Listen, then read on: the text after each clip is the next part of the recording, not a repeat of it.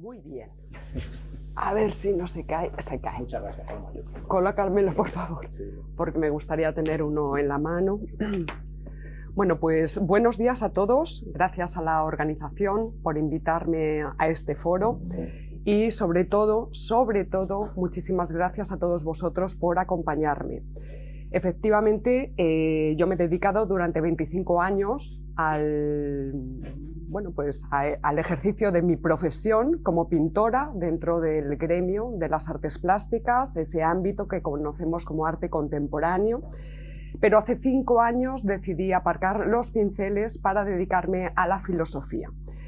Y de eso es de lo que vamos a hablar hoy. Es decir, en este libro, Arte, Propaganda y Política, pues no hay fotos, no hay análisis de obras de arte, sino que lo que hay es un tratamiento filosófico de una serie de fenómenos que yo desde hace ya muchos años estoy percibiendo dentro de nuestro gremio. Algunas advertencias previas: la conferencia va a ser larga.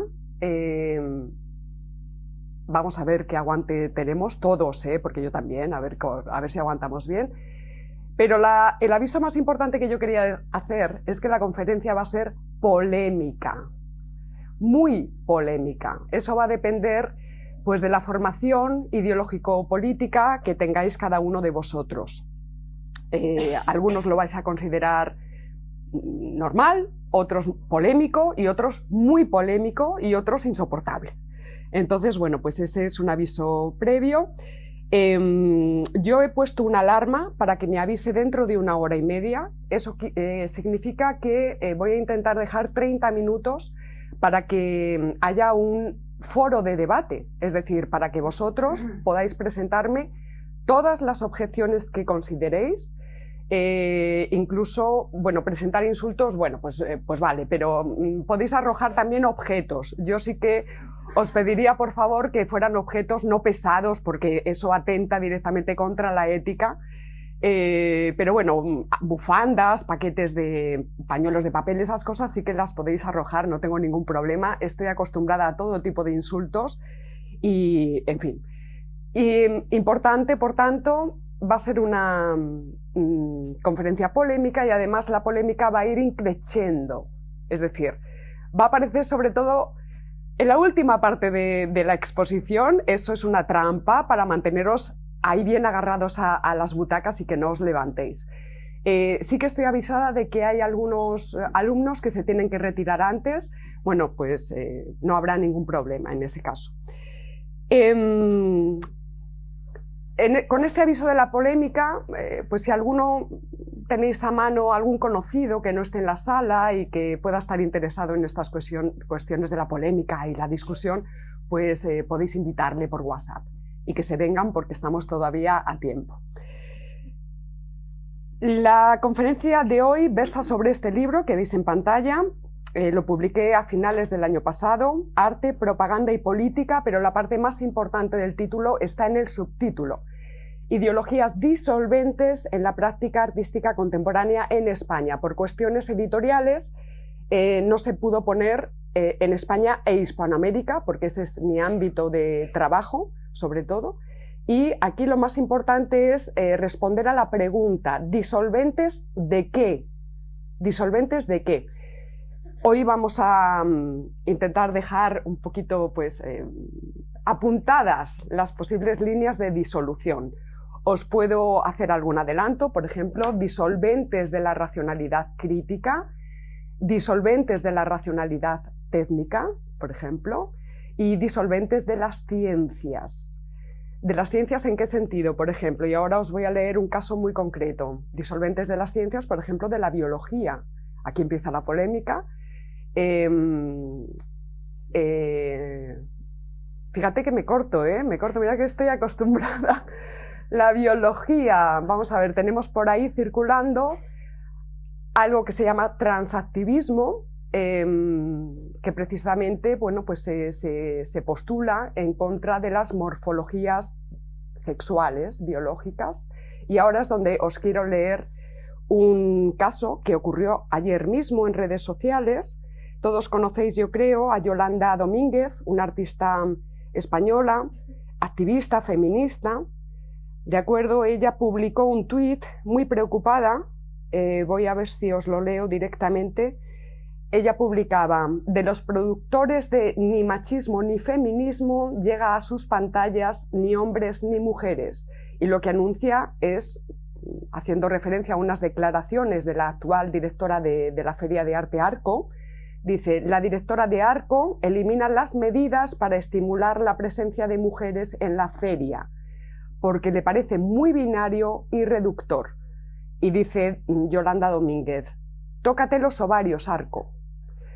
A esto yo respondí, y reconozco que con cierta maldad. Yo en Twitter suelo ser bastante comedida, pero respondí con cierta maldad. No se lo merecía Yolanda Domínguez, pero bueno, yo le dije: pues a ver si os caéis del guindo de una vez por todas, porque yo llevo 4 años alertando sobre los peligros del sistema de ideologías implantado en nuestras instituciones artísticas, y sobre todo lo que he recibido son insultos por parte de colegas artistas, críticos de arte y profesores de estética, tanto en filosofía como en Bellas Artes. A este tuit de Yolanda Domínguez, vale, parece que hay un error de conexión, respondía mucha gente, y Yolanda respondió a uno en concreto y le dijo: tienes que leer, hay mucha bibliografía referente al tema. Entonces esta persona le contestó y le dijo sin acritud: ¿tengo que leer qué? ¿Tengo que leer qué? Porque hay mucha bibliografía en todos los sentidos. Entonces esto es una cosa que vamos a tratar hoy en esta conferencia. Libros no hay uno, sino muchos. Filosofías no hay una, sino muchas. ¿De acuerdo? Esto os lo quería poner aquí como un ejemplo, un claro ejemplo de parte de la problemática ideológica que se está ahora mismo gestando dentro de nuestras instituciones artísticas. Bien, libro, Arte, Propaganda y Política, avisos. El libro está dividido en 2 partes. Una primera parte más amplia que la segunda, que está dedicado sobre todo a la filosofía política y necesariamente a la filosofía de la historia. ¿De acuerdo? Y una segunda parte que está dedicada en sentido estricto a la filosofía del arte. Yo traigo muchísimo material y no sé si vamos a llegar a la segunda parte, pero bueno, con lo que podamos recorrer de la primera parte sería ya estupendo.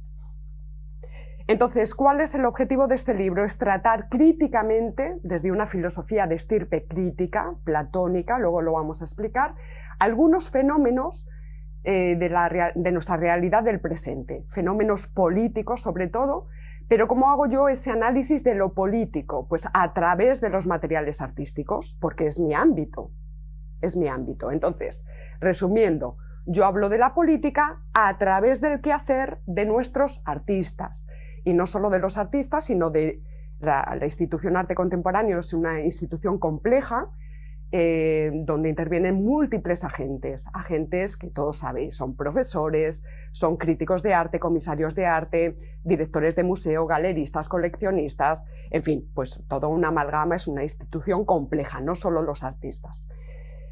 En fin, la primera pregunta, por tanto, podría ser: ¿por qué he necesitado medio libro, más de medio libro, dedicado a la filosofía política? ¿Qué tiene que ver aquí la filosofía política? Bueno, esta pregunta la vamos a dejar para otro apartado. Como la exposición es larga y es compleja, yo lo he dividido como en apartados pequeñitos, con rótulos. Entonces le voy a ir dando órdenes aquí a mi asistente.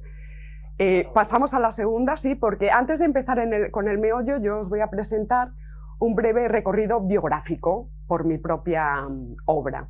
Entonces, bueno, yo me formé, como dices, en la Facultad de Bellas Artes, realicé el 5º año de carrera en Francia. Ahí yo percibí ya ciertas cosas, creo que las voy a decir, no estaban en el guión, pero lo voy a introducir. En la Facultad de Bellas Artes, en mi promoción, el año 95, sobre todo abundaban las materias orientadas al control de las técnicas, ¿de acuerdo? Y había muy poquita teoría, muy poquita teoría. Yo diría que básicamente había historia del arte y una asignatura que era muy mal querida, que se llamaba estética. Bien, Pues eso es lo que había en el año 95 en Bellas Artes. Yo llego a Francia y allí me encuentro un modelo completamente diferente. Allí se llaman Facultades de Artes Plásticas, y yo lo que me encontré eran las ruinas arquitectónicas de lo que son nuestras facultades, es decir, naves enormes, manchadas de pintura, ya sabéis cómo somos, ¿no? Ventanales gigantes para que entre mucha luz, pero completamente vacías, completamente vacías.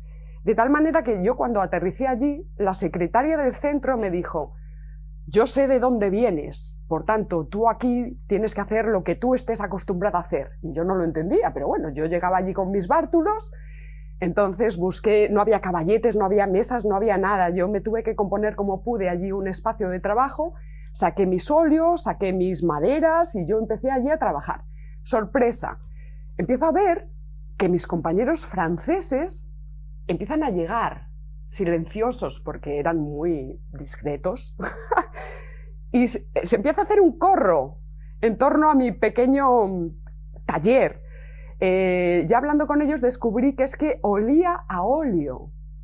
Entonces venían llamados por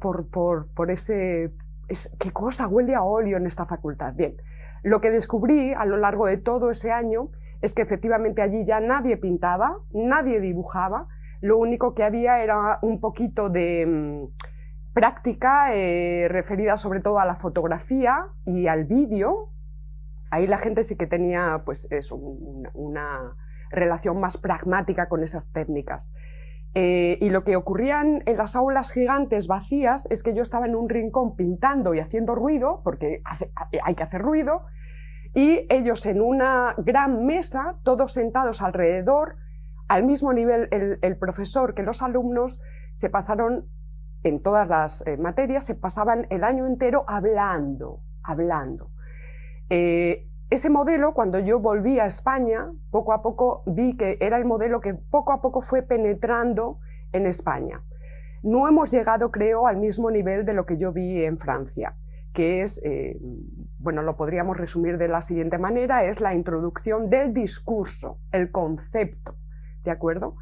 Yo creo que en España, unas facultades más que otras, pero todavía no se ha perdido del todo lo que es la instrucción de los alumnos en las técnicas, ¿de acuerdo? Pero bueno, sí que ha penetrado un poco ese modelo del discurso. Esas facultades de artes plásticas de Francia son canteras no de artistas, sino que son canteras de críticos de arte. Entonces también hay que ver dónde están los artistas en Francia, en las escuelas de formación profesional, ¿de acuerdo? Pero bueno, esto os lo quería comentar un poco como anécdota, pero importante.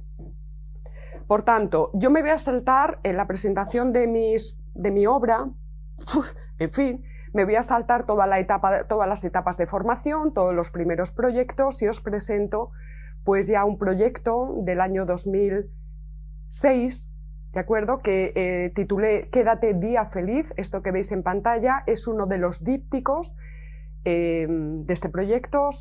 Yo trabajo sobre madera, es pintura acrílica, he trabajado con lápices de colores. Estos dípticos tienen unas dimensiones de 5 metros de largo y, como veis, en la imagen no se percibe, pero lo que es la línea esta de corte es lo que separa un módulo de otro módulo. Yo desde Bellas Artes estaba obsesionada absolutamente con las doctrinas del director de cine soviético Eisenstein, el montaje de atracciones. Entonces yo lo que trataba de experimentar con la pintura era ver, porque él trabajaba, ya sabéis, con la idea de que a través de la asociación, lo voy a explicar de forma muy grosera, de la asociación de imágenes, a través del montaje se pueden generar emociones en el espectador, ideas. Yo trataba de hacer esa búsqueda a través del políptico, el trabajo con distintos módulos de imagen estática, pintura, a través del montaje, si era posible generar, hacer aflorar ideas en la mente, no vamos a decir la palabra mente, ideas en el espectador. Yo en particular en este proyecto estaba trabajando sobre la idea de felicidad. Quédate día feliz. Entonces lo que veis son bañistas en tamaño natural, realmente incluso un poquito más grandes que el tamaño natural, que están siendo atraídos por una especie de centro gravitacional que sería la hamaca. Aquí está toda la simbología de esa felicidad canalla de los periodos vacacionales, las vacaciones pagadas de nuestro estado de bienestar, bueno, este tipo de cosas.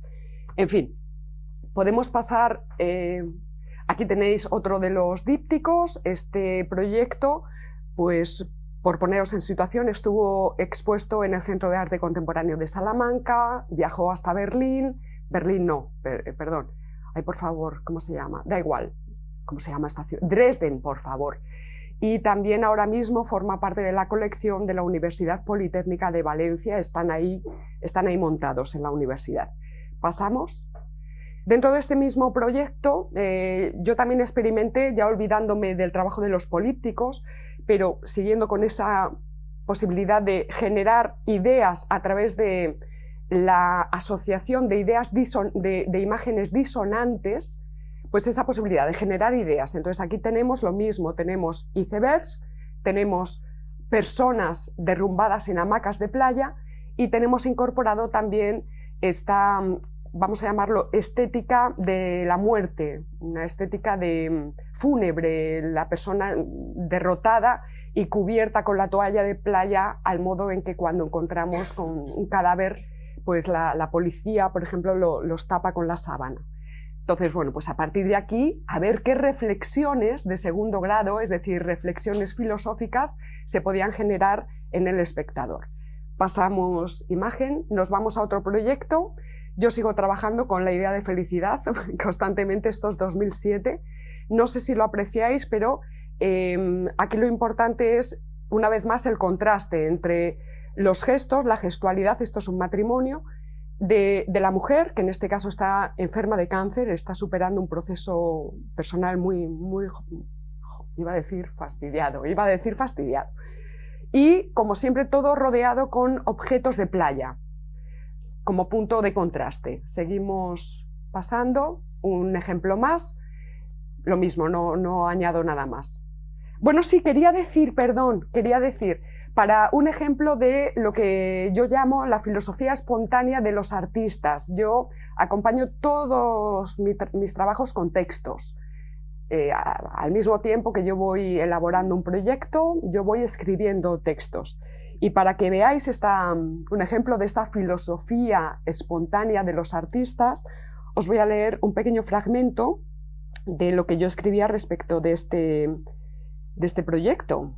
Por favor, ¿dónde estás? Decía: en sus motivaciones originales, este proyecto indaga acerca de los espacios virtuales de la felicidad, lo que imaginamos como proyecto de futuro, de felicidad, de bienestar, de confort, etc.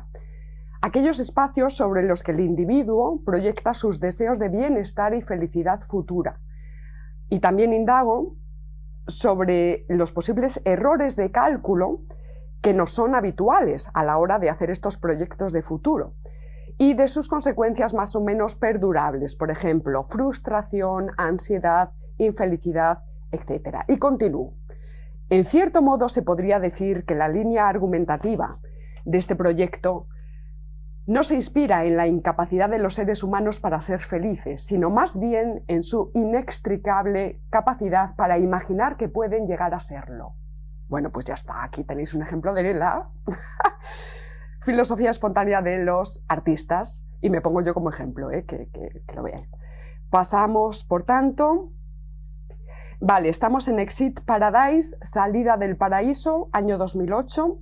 Yo aquí estaba trabajando una vez más con todo esto, pero incorporando ya la idea de utopía, la idea de paraíso. Este proyecto yo siempre lo determino como mi mejor proyecto, y sin embargo mi proyecto más fallido. ¿Por qué falló este proyecto? Porque era muy complejo a nivel de montaje y precisamente falló en el montaje. Es decir, una cosa es lo que en nuestro taller y sobre todo ahí en las noches de insomnio imaginamos, y otra cosa es luego la realidad técnica, la realidad de cómo llevar a cabo, cómo objetivar la idea en un objeto. La idea de este proyecto, como digo, mi mejor proyecto, pero fallido absolutamente, es crear objetos, voy a decirlo de otra manera, objetos hiperidealizados, ¿de acuerdo? E incorporar a estos mismos objetos la propia desactivación de la idea de paraíso. Os voy a poner solamente un ejemplo.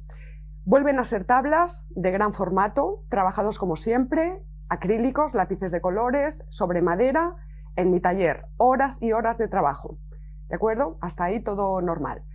Pero ahí no está hecho el proyecto. El proyecto empieza cuando ya la imagen está construida, entonces hay que agarrar una taladradora doméstica y empezar a agujerear la tabla. Ahí empieza ya el proyecto. Y luego el problema del montaje. Yo hice varias versiones. Una de ellas, por ejemplo, es que estas piezas estaban montadas en sala, pero en tinieblas. Es decir, se indicó a los montadores que no hubiera luces, focos, sino que quedara una ligera penumbra, de tal manera que el espectador intuyera que allí había un paisaje bonito. Yo trabajaba con la idea convencional de lo bonito. La primera búsqueda de estas imágenes fueron a través de Internet, a través de tags que tuvieran que ver con paraíso, fondos de pantalla, se me olvidan ya, felicidad, vacaciones, en fin, esto en particular es Hawái, Entonces, la primera fase de hiperidealización ya está en esa búsqueda en Internet, pero la segunda viene ya directamente cuando estás delante del cuadro, porque empiezas a hipersaturar, por ejemplo, los colores, incluir vegetaciones que no existen en la foto de Google, eliminar cosas que estorban. Por ejemplo, en esta imagen había excursionistas con mochila. Bueno, pues todo eso fuera. Hay que hiperidealizar. Entonces están esos dos procesos de hiperidealización. La desactivación.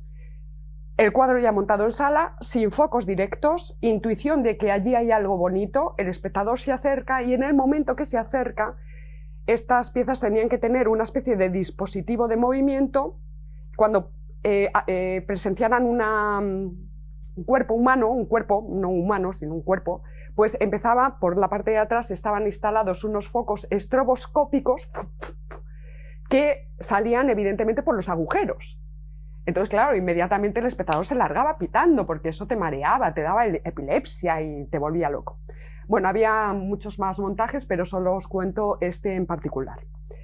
Seguimos pasando. Problema, ese proyecto no salió bien porque el montaje en sala fue absolutamente defectuoso, ¿de acuerdo? Entonces, para que lo tengáis en cuenta, cuanto mejor simplifiquéis, mejor. Yo intenté ahí yo misma con mis manos crear estructuras ahí con las plaquitas estas de cables. Bueno, me hice un cacao maravillado. Olvidaos de esas cosas. En fin, pasamos. Segundo proyecto, Playtime. Son retratos de personas en los que yo estoy trabajando pues con la idea de los límites entre lo humano y lo animal.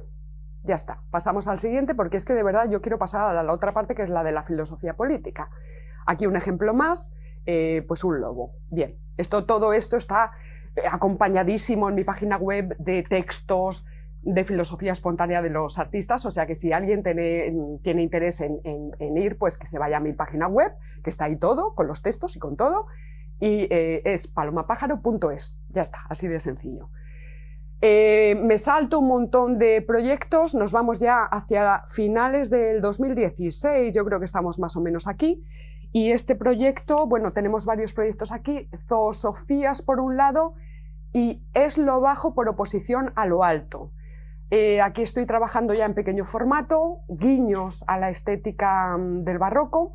Este es una especie de homenaje al ala de Durero, pero estas alas, que son varias, estaban explosionadas, ocurrían explosiones dentro de las alas. Bueno, pues ya está, en fin.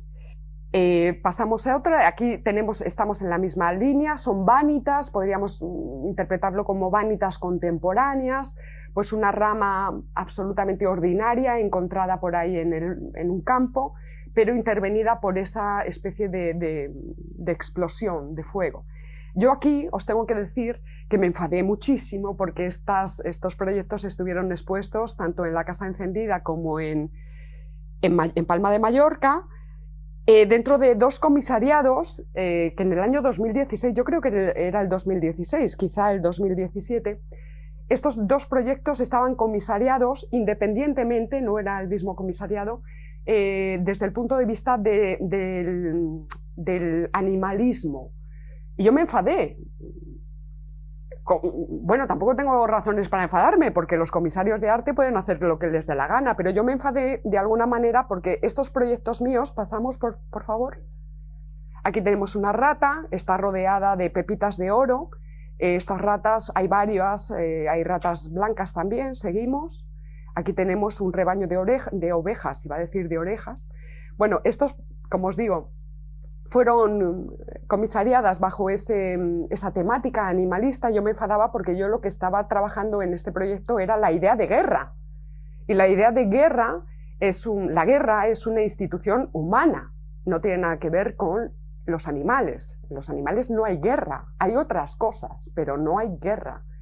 Y la guerra, por cierto, es una institución de los hombres y además de civilizaciones avanzadas.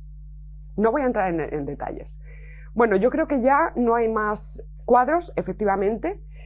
¿Qué pasa? Yo en el año 2017 estoy cursando un curso, pues este máster en estudios avanzados en filosofía, y ocurren varias cosas en el panorama político español. En particular ocurre un suceso político gravísimo, de extraordinaria gravedad. Yo a lo largo de mi vida he tenido dos grandes momentos de esta consideración, es decir, referidos a hitos, referidos a cuestiones políticas. Por cierto, avanzaros de que, bueno, yo me he formado, me he curtido, he vivido totalmente inmersa en lo que podríamos llamar el ambiente social democratizante. O sea, en mi Facultad de Bellas Artes estábamos todos imbuidos de ese ambiente ideológico, filosófico-político, era natural. Eso sí, yo creo que nuestra generación, nuestras facultades no estaban tan politizadas como ahora. En nuestros grupos se podía hablar absolutamente de todo. De hecho, la persona más punky y más extravagante en el vestir y en todo era precisamente un señor con una cresta hasta aquí, en la Salamanca de los años 90, que formaba parte de las juventudes del Partido Popular. Entonces, quiero decir, y hablábamos todos de todo y no había ningún problema. Por tanto, yo, aunque simpatizaba mucho con el Partido Socialista Obrero Español de Felipe González, no votaba al PSOE, yo votaba a los Verdes. Primer hito importante dentro de mi propia biografía es el año 2004, a raíz de los atentados en Atocha.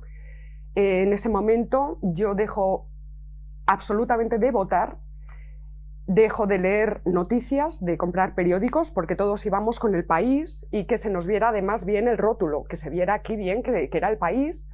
Y teníamos en los cuartos de baño, cuando ibas a hacer las visitas de colegas de Bellas Artes, todos teníamos ahí pues el Babelia y este tipo para que se viera bien que todos estábamos en fin.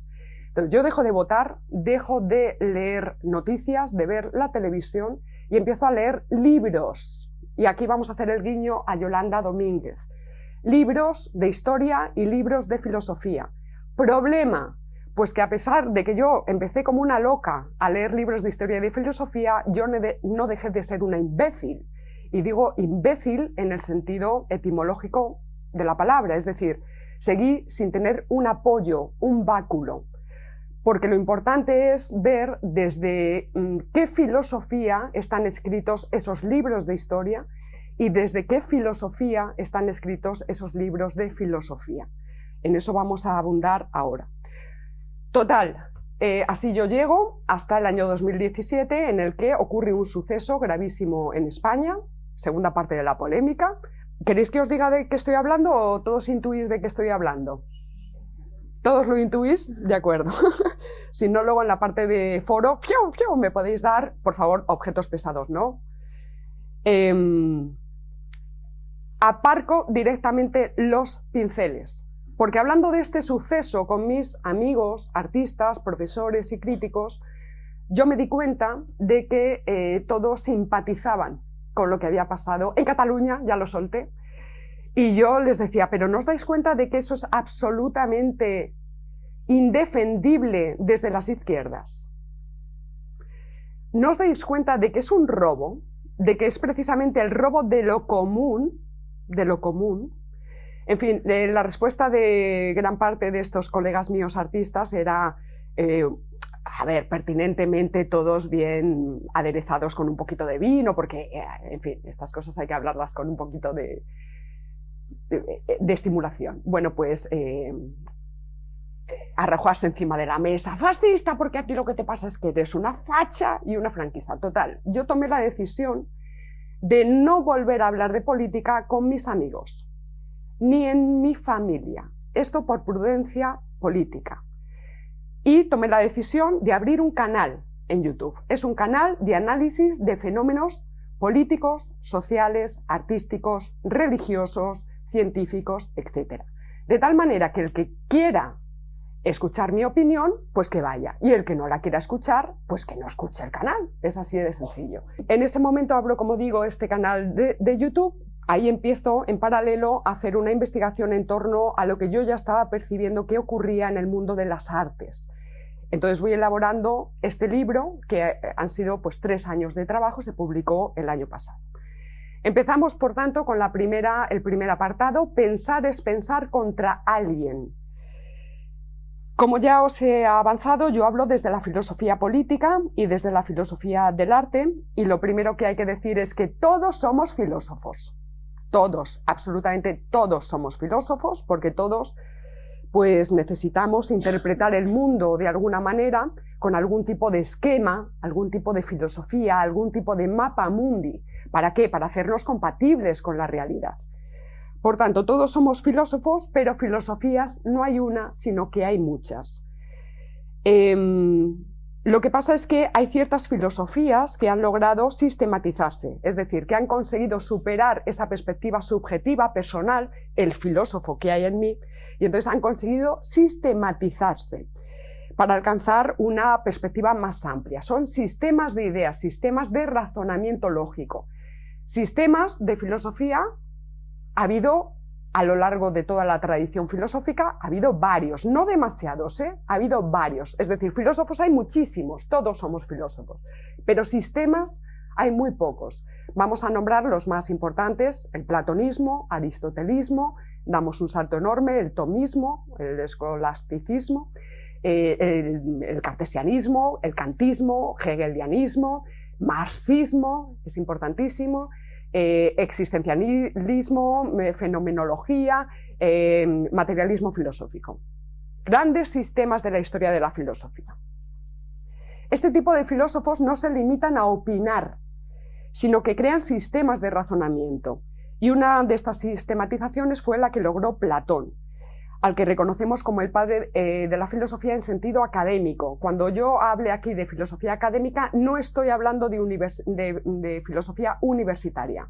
Me refiero a la filosofía de estirpe platónica, la filosofía académica iniciada por Platón, la filosofía en sentido estricto, que es la que nosotros, por la que yo tomo parte. Ahora os explico.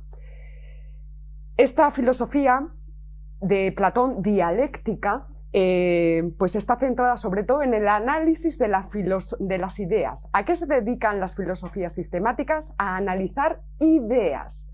Y hay que hacer la distinción entre ideas y conceptos, pero no la voy a hacer aquí. Si alguien quiere, que vaya al canal de YouTube.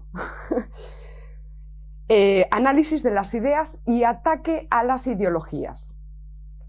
Ataque a la demagogia, que no es un ataque gratuito. Lo que hacen estos sistemas es enfrentar a estas ideologías de una forma dialéctica, es decir, con argumentos racionales, no a través de insultos.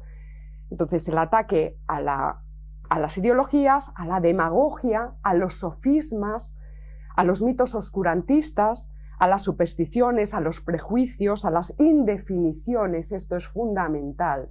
Normalmente en nuestro mundo de ahora mismo, del presente, es decir, lo que estaba ya haciendo Platón, estamos exactamente en la misma situación. Está el mito de la caverna de Platón, la caverna sigue perfectamente funcionando, todos estamos metidos dentro de una caverna, y os cuento un poco la idea que nosotros defendemos.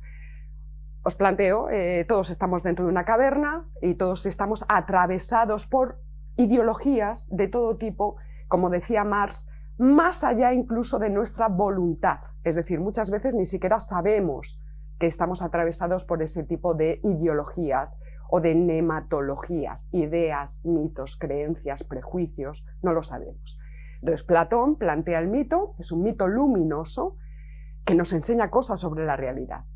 Estamos todos ahí esclavizados, ¿no? Entonces, y viendo cómo se proyectan delante de nuestros ojos una serie de sombras, son las apariencias falaces de nuestro mundo, las apariencias que nos predican los periodistas, los políticos, los profesores, nuestros compañeros, en fin, nuestras familias, los partidos políticos, en fin, las sombras, ¿verdad?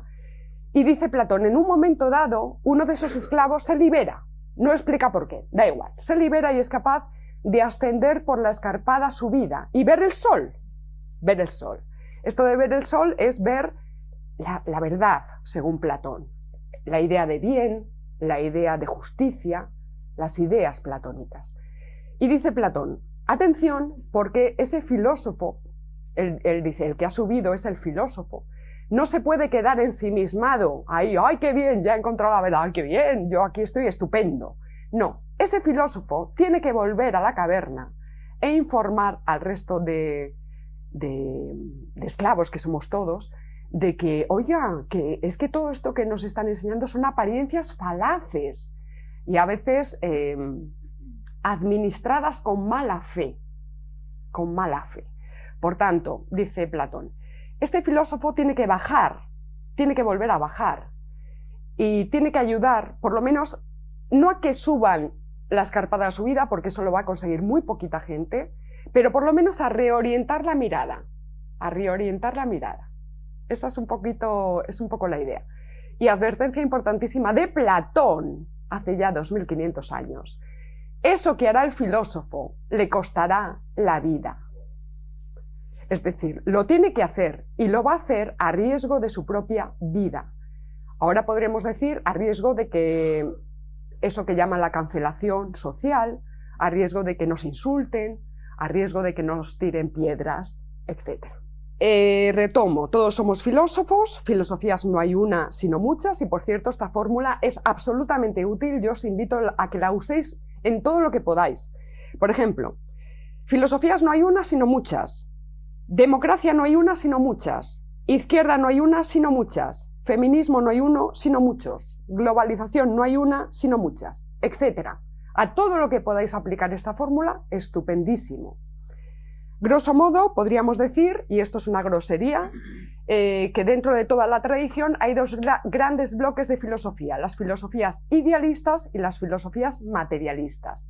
Y además dentro de las idealistas hay muchísimos desarrollos y dentro de las materialistas hay muchísimos desarrollos.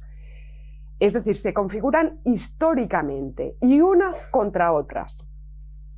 Yo, frente al idealismo, tomo partido por el materialismo, pero por un sistema muy determinado, que es un sistema de ideas que inició el filósofo español Gustavo Bueno y que ha continuado, después de su muerte, pues los investigadores de la Escuela de Filosofía de Oviedo. Este sistema se llama materialismo filosófico y es mi sistema, es el sistema desde el que yo coordino mis análisis, ¿de acuerdo?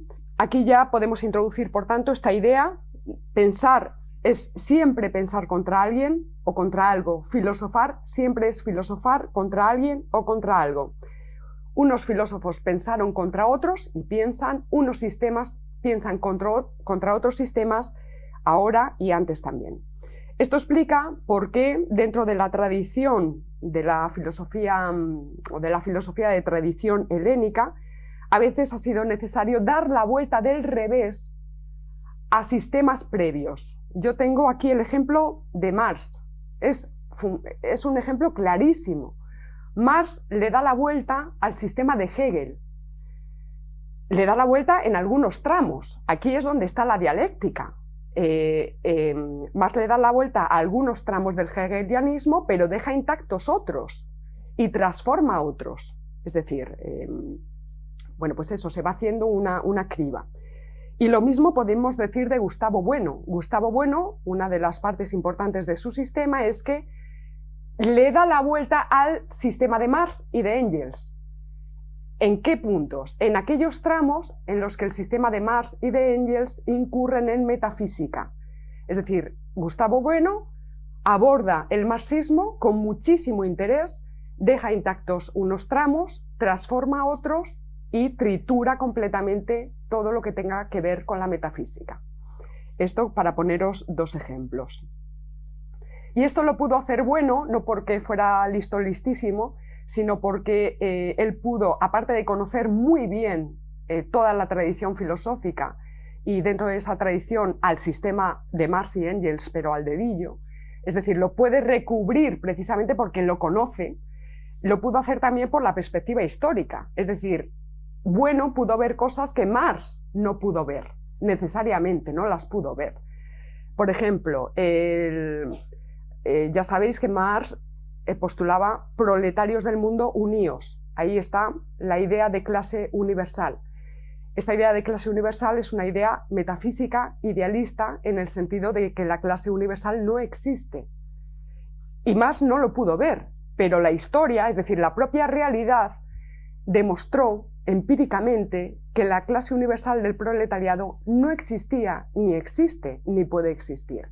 Y el ejemplo más claro son las guerras mundiales, en las que se vio clarísimamente el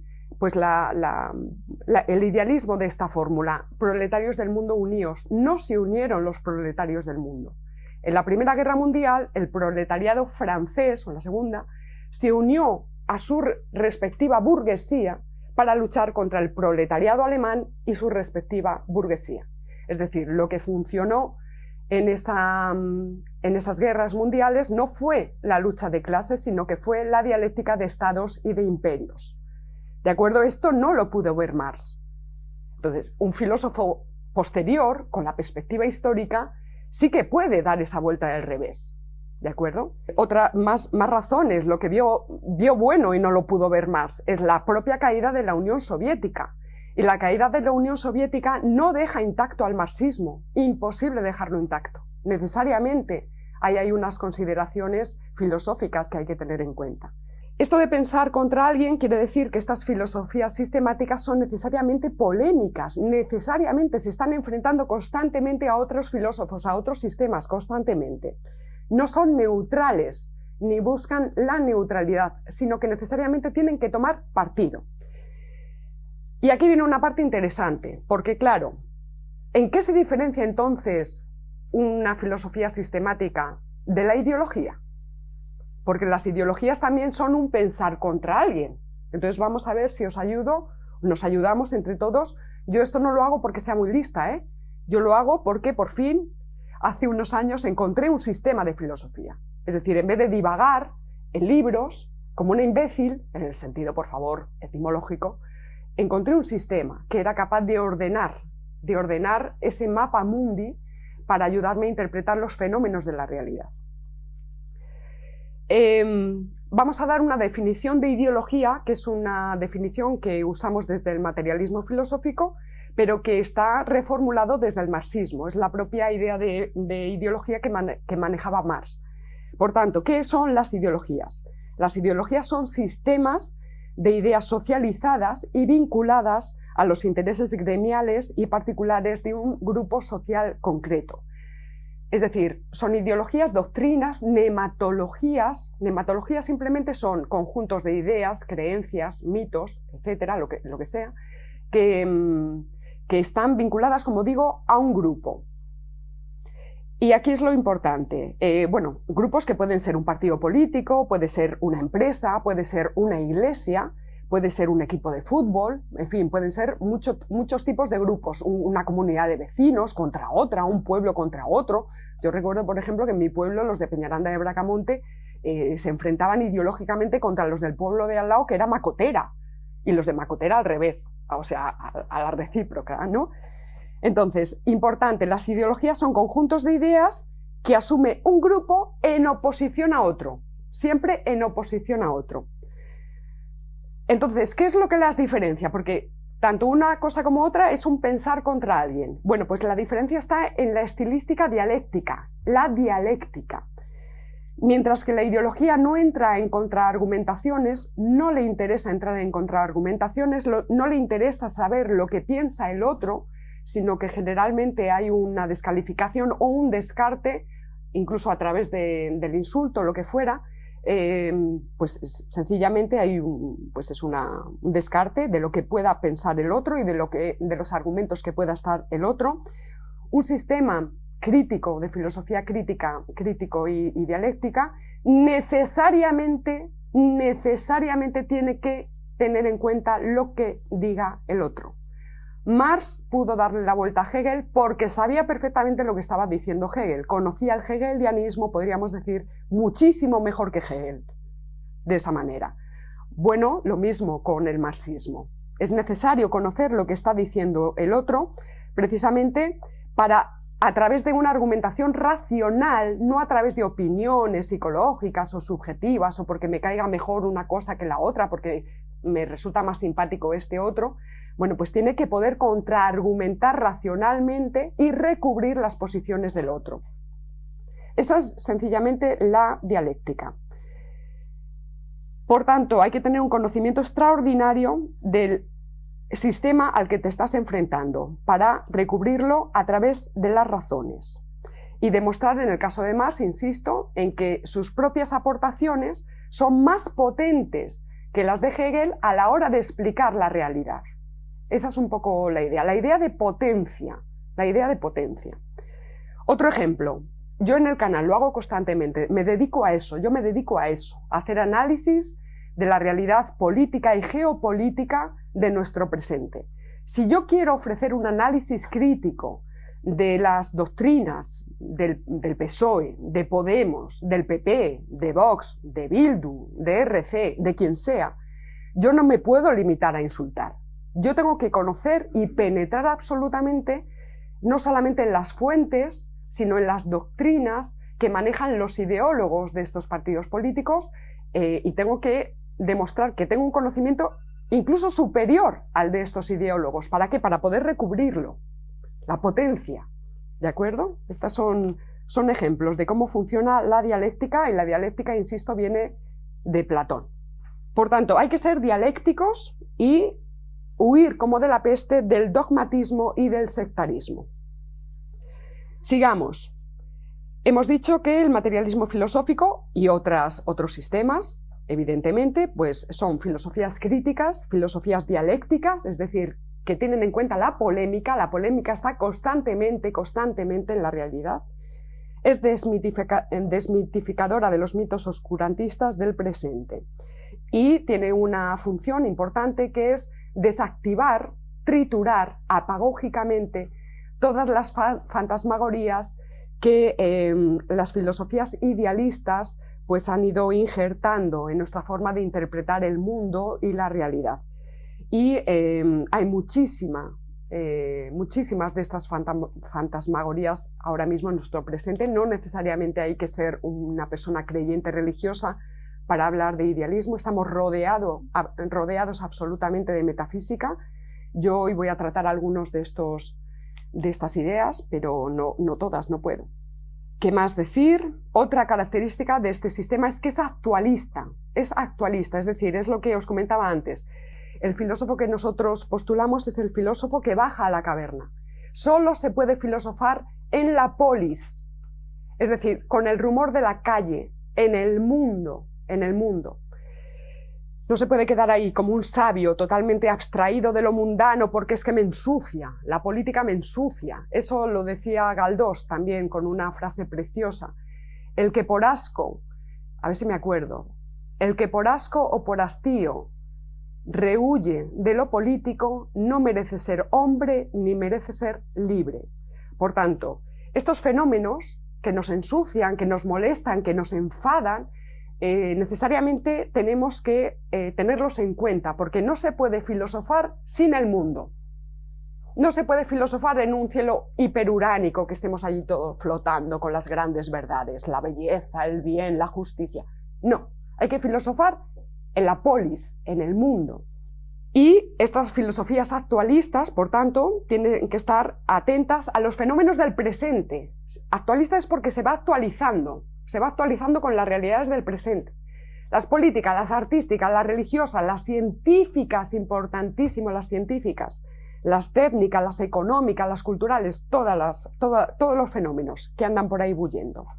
Y eso en un mundo globalizado como el nuestro, pues es cada vez más difícil. Es cada vez más difícil. Pasamos, por favor. Os presento a Gustavo Bueno y os presento, ya les conocéis de sobra, pero bueno, a Platón. Bien, ahora pasamos a seguir filosofías idealistas. Vamos a retomar la pregunta que yo había dejado al principio simplemente enunciada. ¿Por qué he necesitado dedicar toda una primera parte de mi libro a hablar de filosofía política? ¿Por qué? ¿Por qué? Pues, filosofía del arte, ¿por qué hablas de política? Bueno, pues por dos razones. En primer lugar, porque el problema que yo detecto en la práctica artística contemporánea es un problema político. Y es un problema, además, no de la política menuda. La política menuda es el paro, es la inflación, es este tipo de cosas, que más o menos pueden enfrentar los políticos. Unas veces mejor, otras fatal, otras regular, en fin. No, el problema es un problema de altísimo nivel. Digamos que es el problema político por antonomasia. Ahora lo vamos a explicar. Y en segundo lugar, porque de unas décadas a esta parte, lamentablemente, el sistema educativo en España, sobre todo en las etapas de bachillerato, de instituto y universidad, no se está instruyendo ya a los alumnos en filosofía política. Voy a hacer ahora matizaciones. Importantísimo la etapa del instituto, porque es el momento en el que se están configurando los ciudadanos del futuro. Se han eliminado esta instrucción en filosofía política, pero claro, ¿qué filosofía política? Porque filosofías hay muchas. Pues diríamos que las filosofías de la realpolitik, de la política pragmática, de la política real. ¿Qué es la política? En cambio, lo que se suele administrar, todos lo sabéis, son componentes sobre todo éticos. Luego vamos a hablar de la diferencia entre ética, moral y política. Se ha sustituido la filosofía política de estirpe realista, lo vamos a llamar así, yo diría mejor materialista, por componentes de tipo ético y por todo tipo de ideas idealistas, valga el sintagma extraño, ¿verdad? Ideas idealistas. Y digo, ideas idealistas tanto de sistemas filosóficos idealistas como del idealismo ingenuo. Es decir, vamos a poner un ejemplo. Ingenuo me refiero a idealismo pánfilo, infantil, o sea, puros ideales. Por ejemplo, cuando algunos políticos nos dicen que los problemas de la política y de la geopolítica, que esto es tremendo, se pueden resolver a través del diálogo, de la empatía, de la escucha activa, en fin. Como si los estados fueran pues, centros de acción psicosocial o terapéutica, en fin, este tipo de cosas. Y yo pongo aquí algunos ejemplos. A ver cómo arreglas el islamismo, el terrorismo islámico, a través del diálogo, a través de la empatía y a través de la escucha activa. A ver cómo arreglamos la trepidante dialéctica de imperios que está ahora mismo montada en Ucrania, con empatía, con diálogo y con escucha activa. A ver cómo afrontamos la tremenda dialéctica imperial de imperios que tenemos ahora mismo montado entre Estados Unidos y China, con diálogo, empatía y escucha activa. Son problemas de la política que están completamente por encima de estas cuestiones psicosociales o sexoafectivas, en fin. Entonces, ingenuidades las mínimas, aunque como digo, tenemos muchos problemas porque a mi propia generación ya se nos extirpó la posibilidad de tener un conocimiento, una instrucción en filosofía política. ¿Qué es la política. ¿Qué es la política? Muchos de los que estáis aquí, a lo mejor me equivoco, pero tengo la intuición de que muchos de los que estáis aquí podréis decir, ah, bueno, yo estoy a salvo porque yo me he instruido mucho en marxismo y el marxismo es una filosofía materialista. Efectivamente, al marxismo se le incorpora generalmente dentro del bloque de filosofías materialistas. Pero dos apuntes. En primer lugar, lo que se administra hoy día desde ciertas élites universitarias y políticas no es el marxismo de Marx y Engels, sino que son distintas derivaciones, distintas interpretaciones más o menos torcidas de ese marxismo de Marx y Engels. Esto en primer lugar. En segundo lugar, dentro del propio marxismo de Marx y Engels, cuando tú vas a sus textos, no ya textos interpretados, reinterpretados, no, a sus textos, ya hay posturas idealistas. Ya hay posturas idealistas. Ya os he hablado de la idea de clase universal, esa la destruyó completamente la propia realidad bélica, pero otra de las ideas idealistas absolutamente fundamental en el marxismo y que está ahora completamente en marcha es la idea de humanidad con mayúsculas. Voy a explicar esto un poco porque es central en mi crítica, es central en lo que yo estoy explicando aquí en mi libro.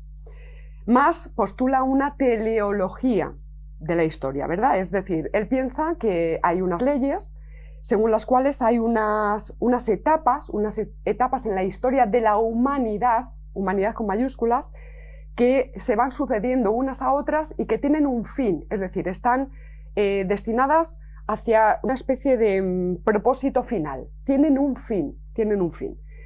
Pues bien, según esta teleología de Marx, unas formas de producción van dando lugar a otras, hasta que se alcanza el comunismo final, que sería la etapa definitiva de la humanidad con mayúsculas.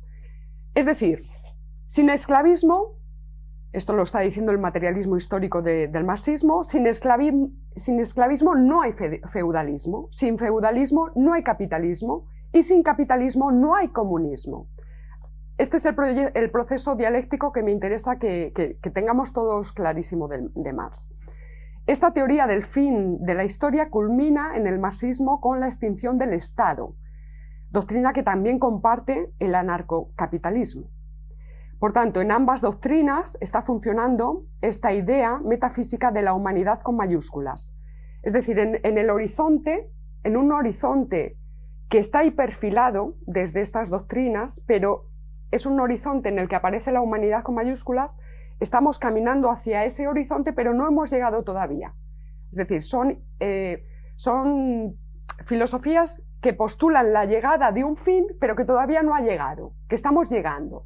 Son ideas que están haciéndose, están por hacerse. Una vez perfilado este horizonte, llegaríamos ya al borrado de las fronteras y, por tanto, al borrado de los estados, por considerar que estas fronteras lo que hacen es romper la unidad primitiva de los hombres. Marx decía que en el origen estaba un comunismo primitivo en el que no había propiedad privada y no había Estado. Entonces él dice, lo que hay que hacer para recuperar ese estado de comunismo original es volver a borrar las fronteras y volver a borrar los estados. Ahí es donde aparecería la humanidad con mayúsculas, es decir, la idea mítica de género humano, el género humano. Esto es lo que nosotros llamamos una idea aureolar, en contra de las utopías. Las utopías se parecen, pero no es lo mismo. La utopía postula también futuros más o menos felices, ¿de acuerdo? Pero en la utopía el autor deja constantemente claro que son imposibles, porque el escritor de utopías lo que hace es decir que es muy difícil llegar. Es decir, lo que te presenta son precisamente las dificultades. El problema de este tipo de doctrinas anarcocapitalistas, este marxismo original de Marx, es que no se postula como un imposible, sino al revés, como un posible político que está en el horizonte y hacia el que tenemos que caminar. Ahí está un poco la diferencia. En el marxismo, Este humanismo con mayúsculas culminaría con la llegada del hombre nuevo, el hombre socialista, y la desaparición de las clases sociales. Ahí es donde aparecería el género humano como una entidad suficiente, como digo, que ya desborda la escala de los estados. Y el problema de esto, al eliminar los estados, es que desaparece la política. Ahora lo explicamos. La idea del New Order, que todos tenemos también en la cabeza, el nuevo gobierno mundial, que algunos postulan en plan conspiranoico, un estado único que nos controlará a todos con microchip. Bueno, no, eso es conspiranoia, eso lo vamos a dejar en marcha. Lo que sí, aparcado. Lo que sí que está en marcha es la ideología del nuevo orden mundial, ¿de acuerdo?, que propugnan los globalistas, los ideólogos del globalismo oficial, que es una ideología de signo anarcocapitalista.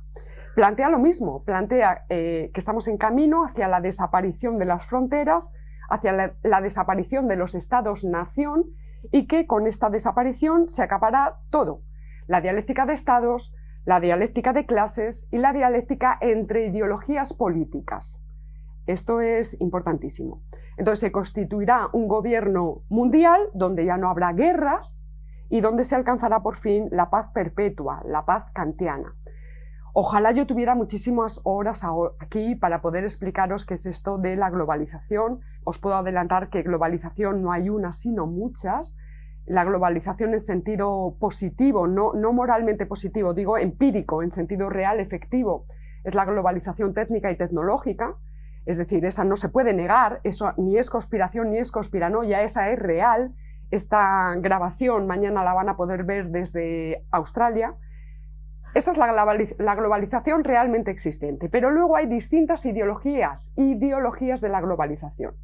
Una de ellas fue la del marxismo, el comunismo, pero ha habido muchas. La Iglesia Católica también es una idea globalizadora. El propio Islam tienen la configuración de imperios universalizantes, necesitan recubrir el todo. Su vocación es el todo, es recubrir el todo. Y ahora mismo, en el presente, tenemos una muy activa, que es la del globalismo oficial, que es una ideología muy, muy concreta de todas estas globalizaciones. ¿De acuerdo? Es muy concreta. Pero esto del gobierno mundial, todo esto del Estado único, todo esto del imperio universal, son imposibles políticos. No son posibles, ¿de acuerdo? Creer que un grupo de hombres, ya sean los dirigentes o ya fueran los dirigentes de la Unión Soviética o ya sean las élites globalistas multimillonarias del presente, pues creer que un grupo de hombres encerrados ahí con una especie de bola de cristal son capaces o tienen la omnisciencia y la omnipotencia de controlar el todo es el planeta, pues eso es puro idealismo, o mejor diríamos conspiranoia, eso es imposible. El mundo, podríamos decir, no es objeto de dominio, porque siempre prevalecerá la dialéctica entre unas partes de ese mundo frente a otras. Hay que tener en cuenta, ahora vamos a ver, podemos decir que el globalismo oficial es la ideología o el sistema de ideologías del imperialismo realmente existente ahora mismo, que es el imperialismo anglosajón con Estados Unidos a la cabeza. ¿De acuerdo? Es el sistema que puso en marcha inmediatamente caída la Unión Soviética, ¿vale? Y ha ido creciendo. Y estas doctrinas, nosotros lo llamamos ortograma, se enfrentan precisamente a China, es decir, estamos en pura geopolítica. Los imperios, a China, a Rusia, pero también a India, por su tremendo potencial demográfico, y también, por supuesto, a la plataforma islámica, que es potentísima. Pero es que dentro de globalismo oficial hay partes que están enfrentadas unas a otras. O sea, la dialéctica y la polémica está constantemente servida en la realidad, y muchísimo más cuando hablamos de política. Por tanto, retomando lo de antes, una filosofía que originalmente se presentaba como materialista, que es el marxismo, deviene en un idealismo. Promete una idea final que se va a cumplir, dice Marx, necesariamente se va a cumplir, pero que nadie sabe si pasará, y que de hecho no pasó, porque lo que hemos visto no es la llegada del comunismo final, sino que lo que hemos visto es el fin del comunismo, con la caída de la Unión Soviética. Todavía nos queda el comunismo chino, es verdad, pero ya sabéis que está muy transformado y que sobre todo está también atravesado por otras ideologías. Por ejemplo, el confucianismo es absolutamente fundamental en China. No sabemos interpretar lo que pasa en China y en Asia en general porque tiene unas raíces filosóficas completamente diferentes a las nuestras. El marxismo en China está combinado con el confucianismo, que es digamos que el respeto de la tradición, así de forma muy, muy general, y además una China que está conviviendo con un espectacular desarrollo tecnológico, económico y geopolítico. Por tanto, lo que podríamos decir es que en China el marxismo ha sido desbordado. Está ahí todavía, igual que el marxismo es un pilar fundamental de nuestra realidad, es un sistema potentísimo. Entonces, evidentemente no hay que despreciarlo, pero sí que tenemos que estar atentos a ver en qué partes ha sido ya desbordado. Y bueno, pues si en China ha sido desbordado, imaginaos en otros ambientes. Vale, esta idea de humanismo metafísico, o esta idea de que la humanidad es una y toda igual y que camina de la mano, todos juntos de la mano, hacia un destino común de plenitud y de felicidad, no es exclusiva del marxismo, como os he dicho, aparece también en el anarcocapitalismo, en el krausismo, que es una filosofía que se implantó en España en el siglo XIX y es la filosofía que más ha penetrado en el Partido Socialista Obrero Español, es decir, el PSOE, cuando ahí muriéndose ya Franco, el PSOE se desmarxistizó, es decir, oficialmente renunció al marxismo y sustituyó el marxismo por el krausismo. El krausismo es una filosofía de Krause, que es un filósofo alemán. Se importó a España precisamente para combatir al catolicismo. Simplemente digo estos apuntes. Y esa es la filosofía que ha formado ideológicamente al PSOE hasta nuestros días. Se ve muy claramente en Rodríguez Zapatero. No puedo entrar, qué pena. ¿No puedo tener 2 horas más? Bueno. Y también aparece, como digo, en el globalismo oficial. Es el borrado de las fronteras hacia la salvación del planeta Tierra y de la humanidad. Esta idea de que en el horizonte aparecerá por fin la humanidad está acompañada del mito del progreso. El mito del progreso, ya sabéis que todos los partidos que se autoperciben de izquierda se presentan como progresistas. De hecho, muchas veces ya no se dice de izquierda, sino partidos progresistas, sobre todo en Estados Unidos. Y aquí en España, pues cada vez más. Pero no podemos hablar de progreso más que en un sentido técnico y tecnológico, es decir, en relación, por ejemplo, a un motor que va evolucionando, se va perfeccionando y va progresando en la capacidad, por ejemplo, de ser cada vez más veloz o de generar cada vez más energía. Ahí sí se puede hablar de progreso en sentido técnico y tecnológico, pero no se puede hablar, por ejemplo, del progreso como que sea el punto de definición de la prudencia política o que sea el punto de definición de la izquierda. En ese sentido no se puede hablar de progreso y porque, por ejemplo, digo aquí, los grandes avances tecnológicos del siglo XIX fueron impulsados por el capitalismo. Estas son realidades que sencillamente tenemos que tener en cuenta. Por otro lado, es absurdo hablar de progreso en el arte. Un ejemplo más, es absurdo. Sí que podemos hablar de sofisticación de técnicas, evidentemente, y de introducción de nuevas tecnologías en las artes. Ahora mismo, vamos, es que eso no hace falta ni explicarlo. Lo que no podemos decir es que una obra de Velázquez tenga menos potencia en cuanto a fuerza, que una obra, pues, por ejemplo, de de Kooning o de Chillida. En el arte, en ese sentido de la potencia artística, no se puede hablar de progreso. Bien, lo que vemos en este mito oscurantista del progreso es la idea de que hay un horizonte cercano, la humanidad, ¿verdad?, que camina en bloque hacia un destino de felicidad y que esa llegada hacia un destino solo se puede hacer de la mano de ciertos partidos políticos que son los que se autodenominan como progresistas. Pero a mí lo que más me interesa es sobre todo poner los pies en la tierra, es decir, todas estas ideas. Vamos a ver, tenemos la Agenda 2030. Es un clarísimo ejemplo de planes y programas del globalismo oficial. La Agenda 2030 está administrada en todas esas regiones del mundo que podemos llamar Occidente. La Agenda 2030 no está en los países islámicos, para que nos hagamos una idea, no está en Rusia. Entonces es el ortograma del imperio realmente existente. España forma parte de ese imperio, por tanto, la Agenda 2030 está implantada en España, curiosamente tiene ministerio propio que está dirigido por Podemos, ¿de acuerdo? Bien, entonces todas estas ideas de la Agenda 2030 son muy bonitas, pero ojo, vamos a poner los pies en la tierra, porque en el año 2000 ya se enunció desde estos organismos supranacionales tipo la ONU otra agenda. Esa agenda también con objetivos de sostenimiento, de igualdad y todo eso, empiezan inmediatamente con la caída de la Unión Soviética, pero en el año 2000 se presenta una agenda cuyos plazos se tenían que alcanzar en 2015. Llega 2015 y no se han alcanzado esos objetivos. Porque es imposible, en fin, porque ahora lo explicamos. Entonces sale a la luz en 2015 inmediatamente la Agenda 2030, que se va a cumplir en la Agenda 2030, 2015, y se va a cumplir en 2030. No se va a cumplir, pero no se va a cumplir por pura pragmatismo político.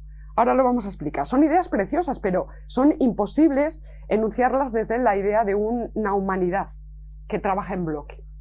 A mí me gustaría insistir en este mito oscurantista de la humanidad, porque lo que ocurre es que muchos artistas, muchos intelectuales, muchos periodistas, muchos políticos saltan de los individuos sueltos o de los colectivos, saltan de los individuos sueltos a la humanidad. ¡Pum! Es decir, se acogen a consignas recurrentes del tipo la patria es la humanidad o somos ciudadanos del mundo. Yo he estado el año pasado en una reunión de militares y a mí me sorprendió muchísimo, porque en unas mesas redondas donde estaban altos oficiales del ejército español, todos coincidían en decir que la patria era Europa. Y ostras, qué interesante esto. Bueno, bien. Entonces saltamos de los individuos sueltos a la humanidad. Pasan por alto la realidad palpable, la realidad rotunda, absolutamente contundente, que es la existencia de los estados. Es decir, se están pasando por alto la política, porque solo podemos hablar de política en sentido estricto cuando tomamos como referencia inmediata la acción de un estado. Yo sé que en esto, en el mundo de las artes, tenemos muchísima confusión, porque se está hablando de que pues la práctica artística es una acción política, ese tipo de cosas. Yo lo sé porque lo he hecho yo misma. Lo he hecho yo misma y además he estudiado muchos libros en ese sentido. No, eso es otra cosa. No es política en sentido estricto. Para hablar de política, referencia inmediata, la acción de un Estado, dialéctica de estados y dialéctica de imperios.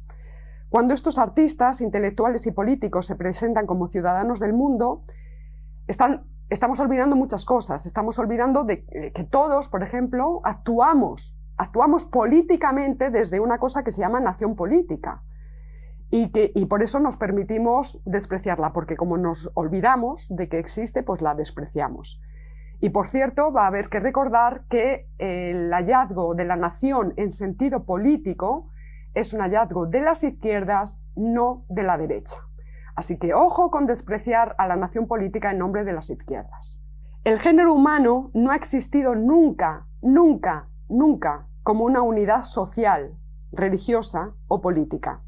Podemos hablar de género humano en un sentido zoológico o biológico, efectivamente, Homo sapiens o lo que queramos, pero no a escala histórica, ni a escala política, ni social, ni artística, ni económica. Porque lo que actúa históricamente, políticamente y geopolíticamente no es la humanidad, sino partes de esa humanidad. Vamos a pasar, se me está olvidando lo de los...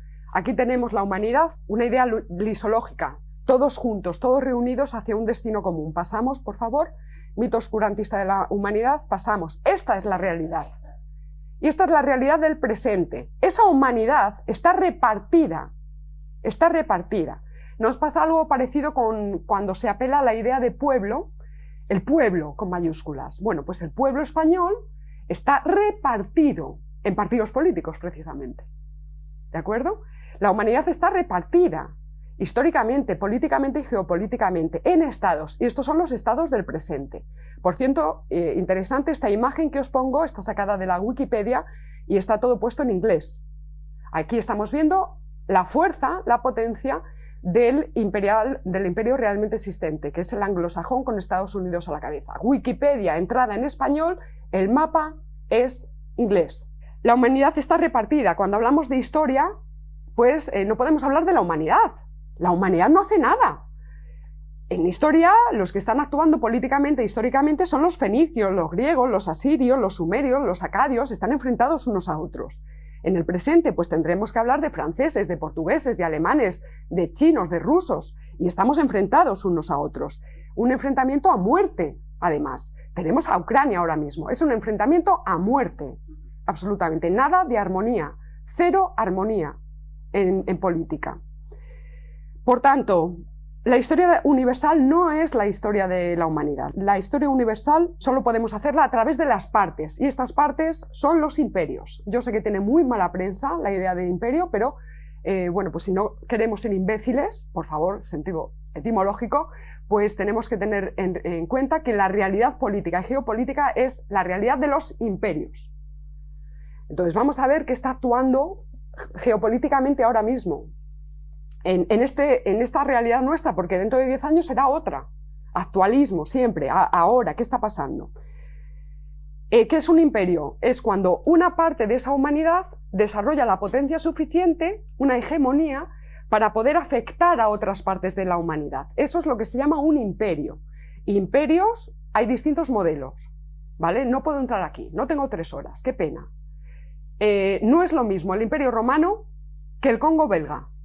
Entonces, mucho cuidado con esto de hacer planes y programas políticos para la humanidad, para salvar a la humanidad, para salvar al planeta Tierra. Simplemente eso. Aviso, cuando se desprecia desde estas ideologías a la patria, pues hay que decir bien alto, detrás de la patria no está la humanidad. Detrás de la patria están otras patrias, están otros estados. Y son estados que van a aprovechar nuestra debilidad como sociedad política. Bueno, aquí tengo una... Es que lo escribí así un poco encendida. Yo digo, yo no diré aquí artistas del mundo uníos, yo más bien diré artistas españoles, artistas venezolanos, artistas mexicanos, uníos entre cada uno con los vuestros, porque estamos en la higuera, absolutamente. Vale. Mito de la izquierda y mito de la derecha. Pasamos por ahí. Voy a pasar muy rápido porque yo creo que voy fatal. Desde el pluralismo político. Hay que decir que no existe la izquierda, sino que existen las izquierdas. Las izquierdas son distintas generaciones que además tienen una construcción histórica desde la Revolución Francesa. Antes no. Antes es imposible, por la pura definición.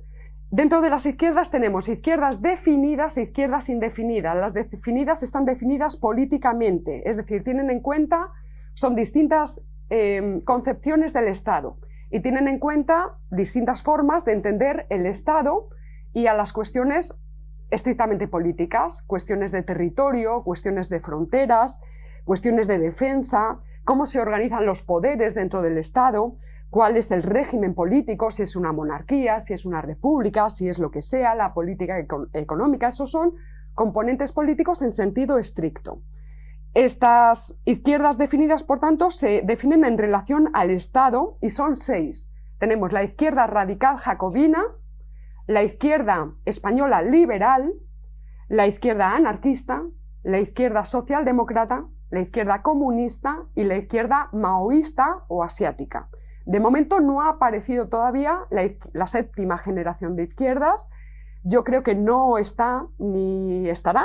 Entonces esta es la primera idea. La izquierda no es una, sino que son muchas y que además están enfrentadas unas a otras. Estas izquierdas que se hacen históricamente no solamente se construyen frente a la derecha, sino que se construyen frente a otras izquierdas. Por ejemplo, la izquierda liberal española se construyó en una guerra frente a la izquierda radical jacobina, pero a muerte, en una guerra, ¿vale? Y luego la izquierda liberal española se enfrentó a la izquierda anarquista. Bueno, en fin. La cosa se complica todavía más, porque resulta que aparte de las izquierdas definidas políticamente, tenemos a las izquierdas indefinidas, que son sobre todo las que se empiezan a en toda esta parte del mundo que llamamos Occidente, se empiezan sobre todo a poner en marcha inmediatamente con la caída de la Unión Soviética en los años 90. Caída Unión Soviética, fin de la Guerra Fría. Estas izquierdas dejan de estar definidas a través del Estado y se empiezan a indefinir. Bueno, voy a hacer primero esta apreciación porque es interesantísimo. Como en nuestros institutos y universidades ya nos hablan de filosofía política, pues resulta que la mayoría de nosotros seguimos utilizando pues, ideas, mitos, creencias, ideologías, símbolos y etiquetas de corrientes políticas que son del siglo XIX y del siglo XX, pero que no explican los fenómenos del presente, porque no pueden, sencillamente, porque la realidad ha cambiado. Entonces estas ideas ya no explican, estas etiquetas de fascistas y tal, no funcionan. Igual que cuando Vox llama socialcomunistas al gobierno. No funcionan, están únicamente funcionando a nivel propagandístico. Y ojo, que la propaganda tiene una funcionalidad política importante, ¿eh? Las democracias parlamentarias, que son las nuestras, son democracias homologadas con la democracia estadounidense, porque Estados Unidos, primera potencia después de la Segunda Guerra Mundial, quiere crear en Europa un dique de contención frente al comunismo y por tanto pone en marcha una serie de instituciones homologables con su bloque y son las democracias que llamamos liberales. Democracias no hay una, hay muchos tipos de democracia. La que tenemos aquí está homologada con la estadounidense y es una democracia que está vinculada con el mercado pletórico de bienes y servicios. Estas democracias homologadas tienden a ecualizar a los partidos políticos. Y lo vamos viendo perfectamente con el PP y con el PSOE. Sus políticas económicas son prácticamente las mismas, son casi indiferenciables. Tenemos el ejemplo de Tamames.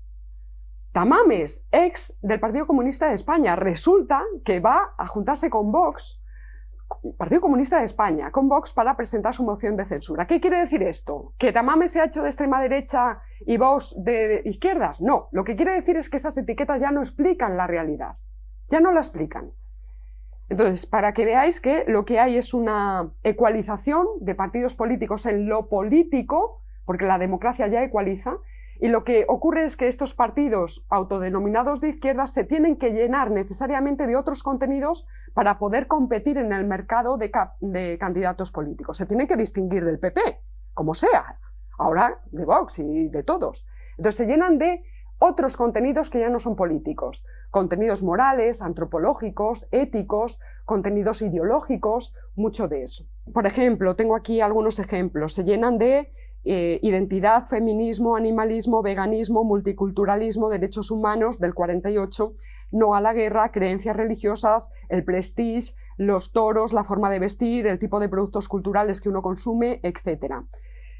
Bien, importante, aunque estas reivindicaciones tienen muchas fuentes, lo que yo quiero decir es que fundamentalmente se empiezan a desarrollar sobre todo desde la caída de la Unión Soviética y a través de estas múltiples agencias de lo que llamamos el globalismo oficial y a través de los aparatos de enseñanza, generalmente las universidades del ámbito anglosajón, las gigantescas, absolutamente gigantescas redes mediáticas y publicitarias, cientos de ONGs, fundaciones filantrópicas por todo el mundo y, por supuesto, la industria cultural del cine, la televisión y las artes en general, como vías eficaces de difusión de todas estas ideas de cara pues, al consumidor de la calle, al ciudadano, al votante. Cuando digo consumidor me refiero al que va a depositar su voto, como si estuviera en el mercado. Va al mercado, tiene una serie de candidatos y elige un candidato.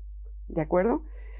Este globalismo oficial, ya lo he dicho antes, no tiene nada de conspiranoico, es tan potente como el Diamat. El Diamat era la filosofía oficial de la Unión Soviética, es decir, era el organismo que administraba la ideología a la Unión Soviética. Bueno, el globalismo oficial es exactamente lo mismo, pero con el imperio realmente existente. Para que veáis un poco la construcción, esto de globalization, este término ya se empieza a utilizar en los años 80, todavía en plena Guerra Fría. De acuerdo, están inspirados en la idea de aldea global de Marshall McLuhan y viene de otra idea previa de los años 60 que es la idea de development, desarrollo. Todo esto lo está poniendo en marcha Estados Unidos como imperio tras el fin de la Segunda Guerra Mundial. Desarrollo en un sentido económico, luego globalization y definitivamente cuando cae la Unión Soviética cristaliza este término y toda esta ideología que está acompañada sobre todo de tintes éticos y morales. Se empieza a administrar a través de estas, sobre todo con la administración de Bill Clinton. Todo esto es rastreable porque todo es público. Están ahí los documentos, están las reuniones, están los escritos, los testimonios, los libros, está todo ahí. ¿De acuerdo? A través sobre todo de Bill Clinton y de las instituciones, esto lo que llamamos supranacionales, el G7, la ONU, la UNESCO, la OMS, UNICEF, la FAO, FMI, OMC, Banco Mundial, etc. Estamos en plena lucha geopolítica. Estados Unidos está en un proceso de debilitamiento interno gravísimo porque se le ha puesto delante China.